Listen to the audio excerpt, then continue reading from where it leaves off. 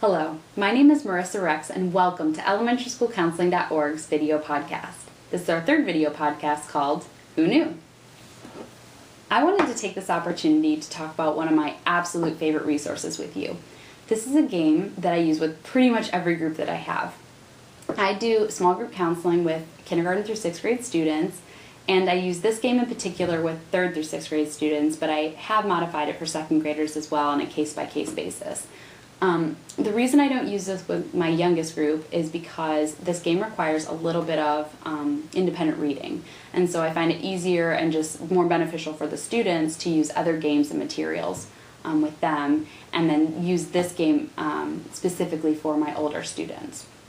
So before I even get into what this game is all about and how I use it with my students, I figured that it would be a good idea to kind of show you what's even in the game. So the game is called Who Knew? And this is the cover. The game comes in a tin, and inside you have two pretty thick decks of cards. This is one deck, and on one side you have the Who Knew logo, and on the other side you have random things like mayonnaise, fried chicken, ginger ale, motorcycles, bumper stickers, random things. And then inside you also have chips that are all different colors. So for example, the red chip has the number 6 written all over it, and that means that this is a 6-point chip. And it goes all the way down to yellow, which is the 1-point chip, and it has 1s written all over it. So this game is a get to know you game. The purpose is to see how well you know the other people at the table or who are participating in the group. And you get your set of cards with random words on it, and you have to think about which card would match for which person the best. So what I usually do is I use this game for my very first counseling session with the group, and then a lot of times with the very last counseling session too, to see how much they've really gotten to know each other. So I start by giving students 5 cards. I find that 5 is a good number because it's not too overwhelming, not a whole lot of things to read and keep track of, but it's enough to give them a variety.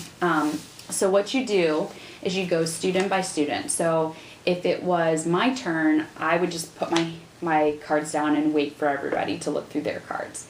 So what you do is when someone is it, I guess if you want to call it that, you look through your cards and you think, what would that person like the best? So I might think, if I was playing with you and you were it, I might say, trick-or-treating, I bet you really like that. And so I'd put that down and give that to you in a pile. Then what you would have would be a pile of random cards. And you don't know who put which down. And so you go and you pick them up when everybody's put their card down, and you look through and you think, okay, what do I like the best? And you have to put these in order. That's where the chips come in. So if you were playing with 4 people, then you would have 3 chips. So you'd have the 3-point chip, the 2-point chip, and the 1-point chip.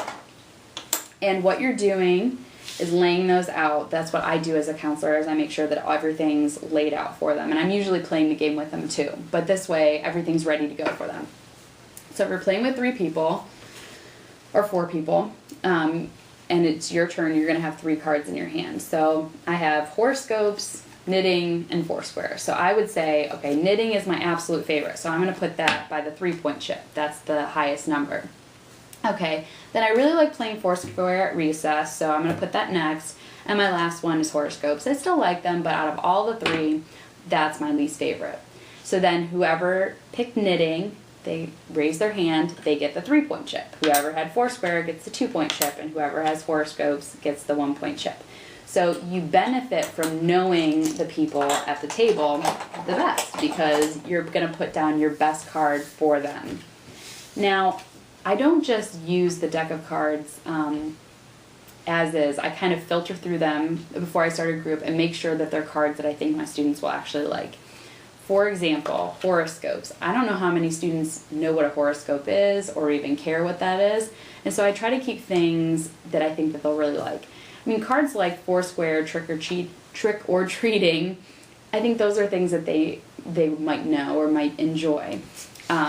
So I try to put a variety, though. I don't want to assume that, well, this is a group of boys, they probably love all sports, or this is a group of girls, they love crafts and, I don't know, like shopping or something. So you want to have a variety because you have a variety of interests at the table. So, but you want to make sure that they're things that they even know about, know of, things like that. It makes the game a lot more fun for them.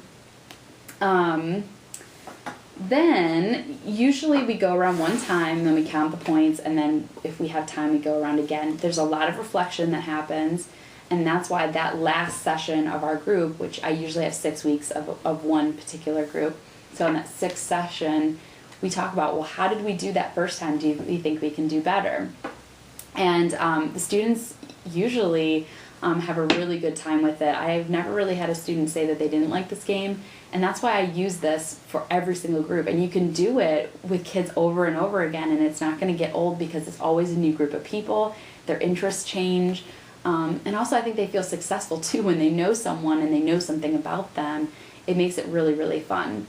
So I would definitely encourage counselors to use this game in small groups in particular. It's a really good activity. I use it, like I said, all the time. It's actually kind of hard to bring it home to record with this because I want to make sure that I do this video really quickly so I can bring it back to school.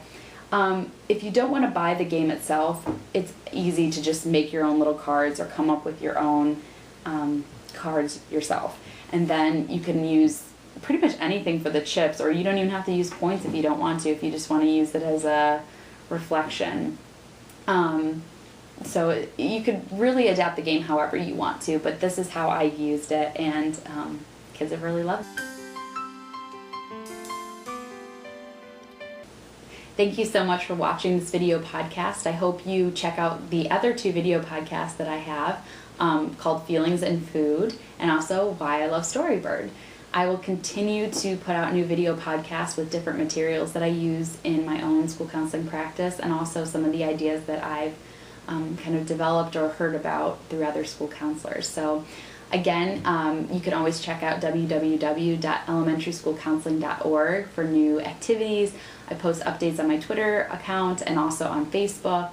And I have a lot of YouTube videos and playlists that would be really great for school counselors. So there are lots of ways to get great ideas, and I always love hearing from you too. So if you ever want to contact me, you can always contact me on my contact page just by filling out the form. Have a great day, and I hope to see you back here soon. Thank you.